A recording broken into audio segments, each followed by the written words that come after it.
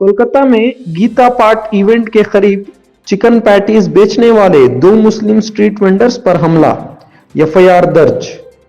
Karnataka assembly में सामाजिक बहिष्कार पर पाबंदी का बिल पेश, इबादत गाहों में दाखिल होने से रोकने वालों को ज्यादा से ज्यादा 3 साल जेल और 1 लाख रुपए का जुर्माना। प्रियंक खरगे का ट्वीट, आरएसएस का हेड ऑफिस बहुत बड़ी होटल जैसा है। सवाल किया, टैक्स चोरी करना क्या राष्ट्रीय विरोध नहीं है? शशि थरूर ने वीर सावरकर अवार्ड लेने से इनकार कर दिया। तनकीद के दरमियान राइट विंग एनजीओ ने पहले उनका राजी होने का दावा किया था। गोवा नाइट क्लब ट्रेजेडी के बाद लुथरा भाइयों को थाईलैंड में वापस लाने का अमल शुरू।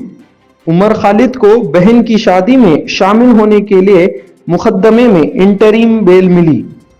सोने की कीमतों में फिर थोड़ी कमी, चांदी ने रिकॉर्ड तोड़ा।